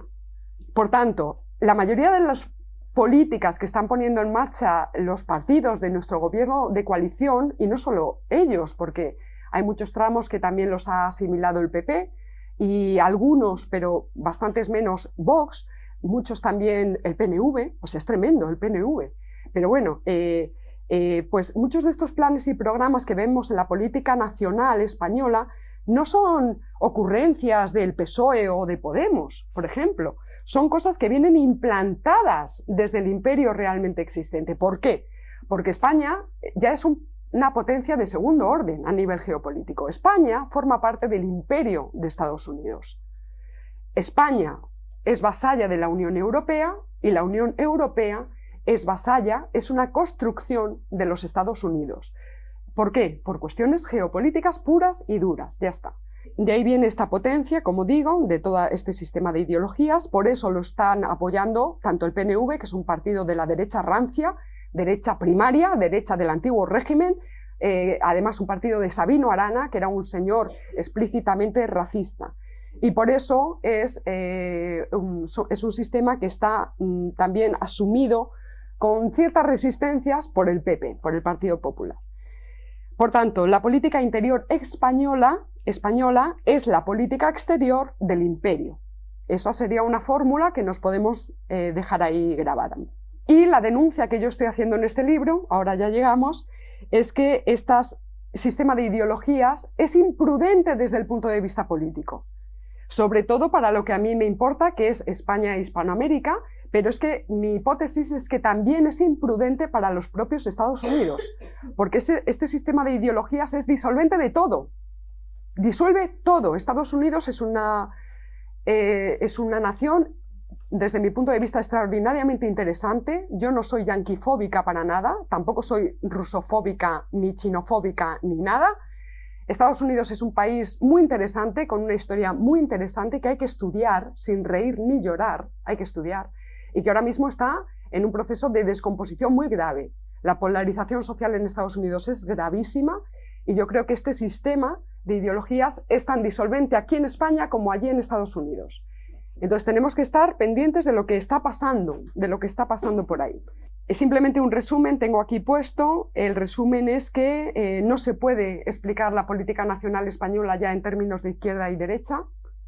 No se puede, hay que reformular, hay que redefinir a estos partidos políticos y ni mucho menos se puede hablar de geopolítica ya en términos de izquierda y de derecha, o de conservadores y progresistas, porque está completamente desbordado por la dialéctica de imperios, completamente desbordado. Pasamos de capítulo, tenía aquí un cuadro de la Revolución Francesa, solo a partir de aquí nacen las izquierdas.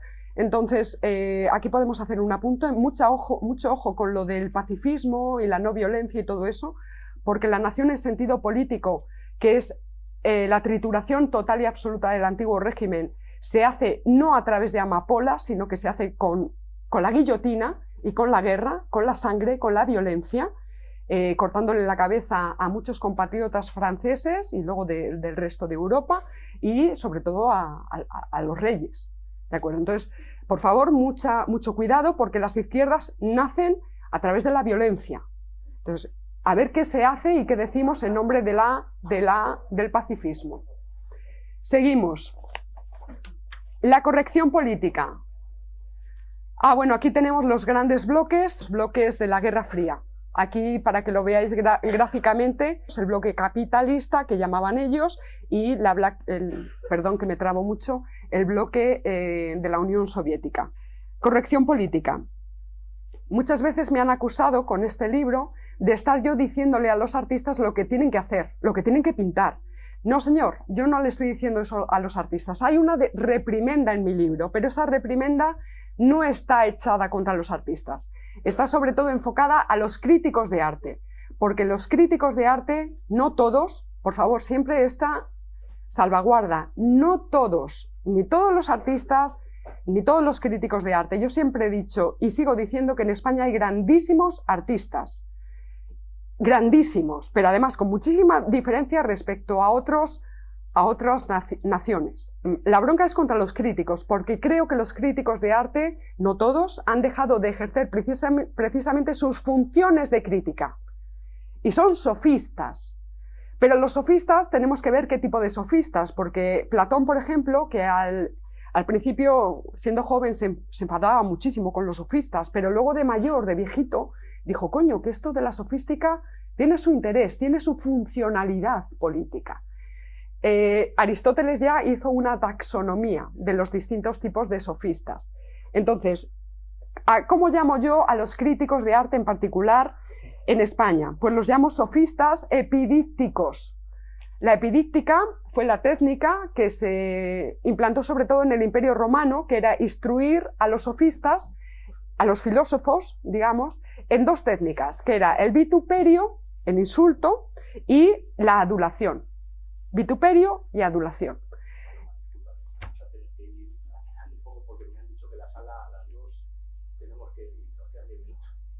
Entonces, es normal que en la institución Arte Contemporáneo ahora mismo, en España, pues haya una normatividad, una preceptiva técnica. Bueno, perdón, técnica no la hay, al revés. Técnica es todo, vale todos los soportes, vale, pero sí que hay una preceptiva ideológica, filosófica. Y eso es normal, ese no es el problema. Preceptivas ideológicas las ha habido muchas veces a lo largo de la historia. Yo siempre pongo el ejemplo, es que es importantísimo, la Guerra Fría. Durante la Unión Soviética había una preceptiva técnica ideológica muy fuerte que estaba administrada oficialmente a través del Diamat. Justificaba filosóficamente por qué se podía hablar de ciertas cosas y por qué no se podía hablar de otras. Es decir, había una crítica, había una censura y había una propaganda. Ese no es el problema. También la había en Estados Unidos, precisamente en esa dialéctica de imperios, para hacer frente al bloque soviético. Entonces, lo importante es la prudencia. En política lo importante es la prudencia, es la eutaxia. No, esto es lo que me voy a saltar. Que haya censura o que haya propaganda o que haya una normativa ideológica no es el problema. El problema es que sea distáxico, que sea imprudente desde el punto de vista político. Precisamente en la Unión Soviética, esa preceptiva rigorista, controlada por ley, y si no había expulsión de artistas, de cineastas y de todo tipo de cosas, lo que hacía era tratar de cohesionar al bloque soviético frente al enemigo, que era el bloque capitalista. Y desde Estados Unidos lo mismo. Es decir, la idea de esas preceptivas era cohesionar, reforzar internamente a esos bloques, a esos estados, frente al enemigo, en este caso frente al realismo socialista, el realismo soviético. Vale, el problema que yo veo ahora mismo en las artes es que funciona una normativa ideológica, eso no es el problema, no hay problema ni que haya propaganda ni que haya censura, ese no es el problema es que es imprudente, porque en España y sobre todo en Hispanoamérica, yo espero que estéis un poco al tanto y si no hacedlo de la práctica artística en los países hispanoamericanos, son ideologías absolutamente disolventes, de polarización social, absolutamente disgregadoras de lo común. Entonces, que eso se esté haciendo, como digo, desde algunas posiciones que se autoperciben de izquierdas y progresistas, para mí es un problema gravísimo, gravísimo. El atentado contra lo común en favor del particularismo, o sea, no hay nada más contrario al socialismo que los particularismos. El antagonista del socialismo no es el capitalismo, es el particularismo, es el individualismo.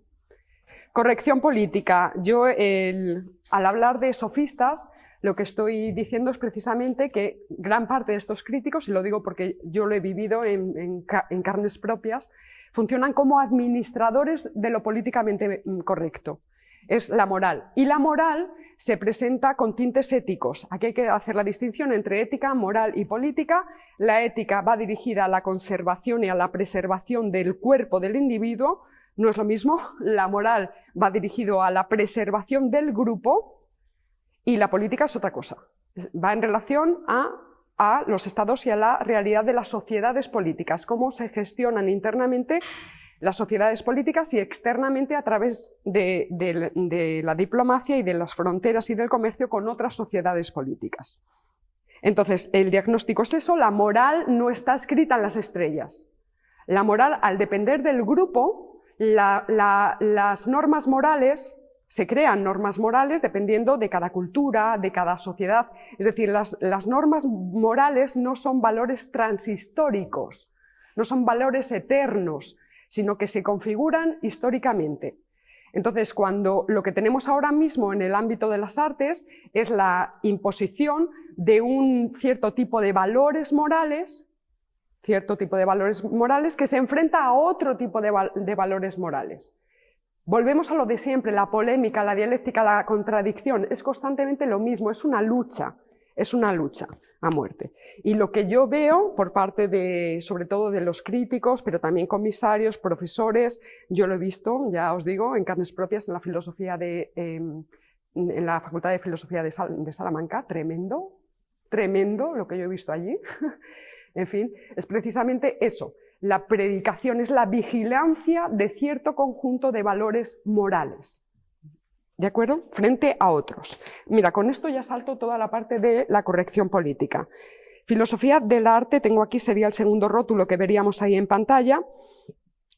Y aquí yo diría que es un absoluto mito la idea de que el artista contemporáneo ya no está determinado por fuerzas exteriores, sino que ahora funciona como un sujeto libre y libertador.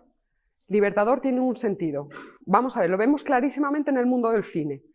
Entre los pintores y escultores y artistas plásticos es más difícil verlo, pero en el mundo del cine inmediatamente tenemos a periodistas poniendo el micrófono para ver qué opinan de política los actores y los directores de cine.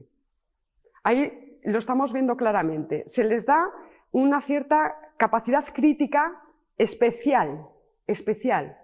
Los artistas, la idea de artista, a través de la idea de genio y de la idea de creador, pues tiene, digamos que una raíz teológica. El creador ya no es Dios, es el creador humano, es el artista. Todo esto tiene mucho que ver con la filosofía romántica, el romanticismo, el idealismo alemán, en fin, me lo salto todo rápido, ¿verdad? Pero, de alguna manera, lo estamos viendo, al artista se le concede unas especiales capacidades críticas, sobre todo en el cine, por eso se les pone el micrófono. ¿Y tú qué opinas de la sanidad en Madrid? ¿Y tú qué opinas de tal en cual? Y lo que vemos es cómo están funcionando como... No funcionan como artistas, están filosofando cuando dan sus respuestas. Están hablando desde la filosofía política. Lo que pasa es que es una filosofía política espontánea. No es sistemática, no es rigurosa, son más bien opiniones subjetivas, muchas veces psicologistas, en el sentido de que es que a mí me cae más simpático este y ese me cae fatal. Ojo que yo he estado exactamente en esos quicios desde hace muchísimos años. A mí Aznar me caía fatal, pero él, porque me cae mal, y Felipe González me caía genial, me caía muy bien, pero yo no les votaba porque votaban los verdes. En fin, da igual. Entonces, esta idea me parece un mito absoluto. No se puede explicar los fenómenos artísticos del siglo XIX en adelante como una liberación de las artes y de los artistas. Los artistas del presente efectivamente ya no dependen de los tradicionales grupos de poder, la Iglesia, la nobleza, la monarquía. ¿Pero por qué? Porque estas instituciones ya no son hegemónicas. Las artes y los artistas, y podríamos decir necesariamente dependemos de los poderes realmente existentes. Pero esos poderes ya no son estos que te digo. Ya no son la derecha rancia del antiguo régimen. son otros. Y yo creo que está faltando el diagnóstico de cuáles son esos poderes ahora mismo realmente existentes. Porque los artistas estamos funcionando a su servicio. Pero no solo los artistas. Y artistas hablo de todos, los músicos, los escritores, los periodistas, los intelectuales, todo. Estamos necesariamente subordinados de alguna manera al sistema de ideologías hegemónico, imperante, que es el que pone el imperio. Hoy y de toda la vida de Dios, el imperio es el que pone la cultura y el imperio es el que pone la ideología. Entonces, este sistema de ideologías viene de una configuración histórica y de una realidad geopolítica absolutamente contundente. Vale, eutaxia, simplemente. ¿Cuál es el núcleo de la política? El núcleo de la política no es la democracia, no es la justicia, no es el bien, no es la izquierda, no es la derecha, no es el rey. En fin, no es nada de eso. El núcleo de la política es la eutaxia. Y esta idea es de Aristóteles, lo que pasa que Gustavo Bueno la reformula. Lo que hace es ponerle el parámetro de la duración. Por tanto, ¿qué sería la eutaxia? Es la potencia que tiene una sociedad política, nos da igual que esa sociedad política sea el Imperio Romano, me da igual, el virreinato de la Nueva España dentro del Imperio Español, la Unión Soviética, la España del presente, me da igual. Es la potencia que tiene una sociedad política para perdurar a lo largo del tiempo y conservar o adquirir un significado histórico. Lograr un significado histórico. Yo sé que esto suena un poquito abstracto, pero valga mínimamente como referencia porque la crítica es que estas ideologías, al no ser eutáxicas, lo que son distáxicas. Son disgregadoras de la sociedad política de referencia. No cohesionan como hacía el Diamat en la Unión Soviética, cohesionar a todas las repúblicas y satélites de la Unión Soviética, cohesionarlas frente al enemigo común. Estas lo que hacen es disgregar, romperlas desde dentro, romperlas, disolver absolutamente la racionalidad crítica, la racionalidad técnica, la racionalidad científica, la idea de nación, de patria. ¿Ves cómo yo iba a llegar a la parte polémica? ¿Qué es la patria? La patria no es nada místico, no es algo que se inventara Franco ni nada por el estilo. Patrias, como os decía antes, desde la Ilíada está registrada la defensa de la patria, como la causa más noble de un ciudadano, de un individuo. Entonces, la patria es la cosa más material, más objetiva y más común que podemos tener, porque la patria es el territorio. Patria, territorio, es la tierra de los padres. Es donde están todas las riquezas de la sociedad política. Los ríos, las cosechas, los mares, los animales, los bosques, me da igual. Donde están los hospitales, me da igual, públicos o privados, los hospitales, los colegios, las casas, las carreteras, los caminos, los monumentos, los museos, las galerías, las escuelas de bellas artes, etc. Y este territorio está configurado históricamente, no se lo inventó Franco, está configurado históricamente aquí en España y en todos los estados del mundo. Hay muchísimas cosas que se podrían decir de la eutaxia, pero no me da tiempo a decirlo. Y esto lo estoy diciendo en contra de la idea de humanidad. Sabéis que he estado toda la conferencia triturando la idea metafísica de humanidad como un sujeto actuante históricamente, políticamente. Cuando saltamos de los individuos a la humanidad diciendo somos ciudadanos del mundo, lo que estamos saltando es por encima de las patrias, es por encima de los estados, ¿de acuerdo? Y es lo que os he dicho antes, si tú dejas de defender a tu estado, a tu sociedad política, si queréis no la llaméis patria, llamarlo sociedad política, porque no hay nada más común que el territorio es de todos, que el territorio no se puede partir, que eso es un robo, que eso no se puede defender en nombre de las izquierdas, porque empatizamos con no sé qué partidos independentistas que yo llamo separatistas. Es el robo más flagrante que se puede consentir en política porque es el robo de una parte del territorio y de sus riquezas de todos los españoles por unos poquitos españoles. Nuestras universidades, en general, siempre hay honrosas excepciones, la Feria de Arte Arco, el programa Saber y Ganar en la televisión española, en fin, Radio Clásica, me da igual. Todas estas plataformas están funcionando como plataformas de propagación del sistema de ideologías del imperio, pero por pura potencia geopolítica, porque España es un país pequeñito, es un país geopolíticamente casi pues secundario, muy secundario. Entonces necesita crear alianzas con otros bloques más potentes que él. Y sus alianzas históricamente, desde el franquismo, no cayeron del lado asiático, pero bueno, me estoy refiriendo a la Unión Soviética, cayeron del lado del bloque capitalista. Y las élites que están ahora mismo gestionando, porque en Estados Unidos hay muchas élites.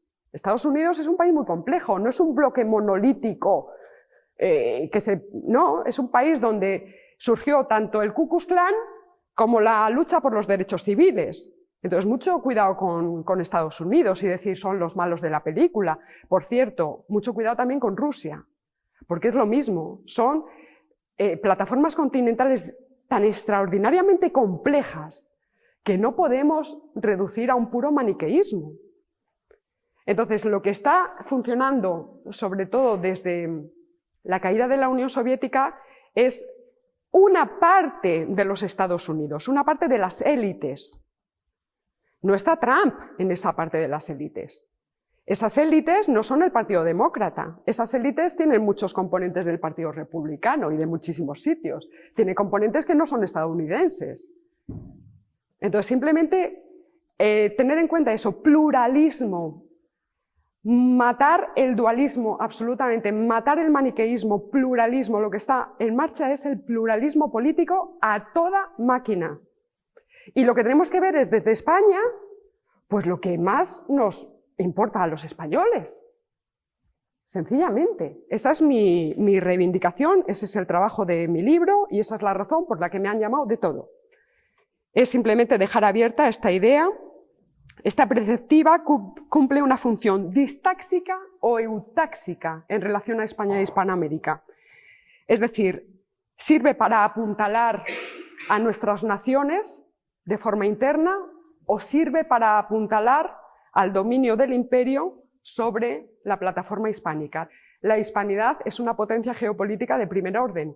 Lo más curioso de todo es que la hispanidad, todas las grandes plataformas en lucha ahora mismo lo saben y ponen medios, es decir, toda Hispanoamérica y España está intervenida por Rusia, está intervenida por Estados Unidos, está intervenida por China, muchísimo.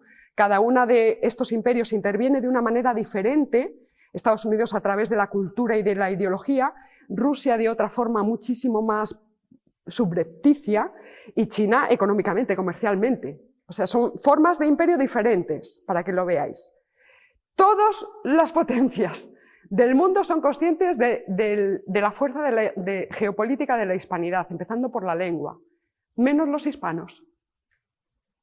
Menos los hispanos. Entonces, a mí me encantaría simplemente que pudierais reflexionar en torno a esto. Ya está, he terminado.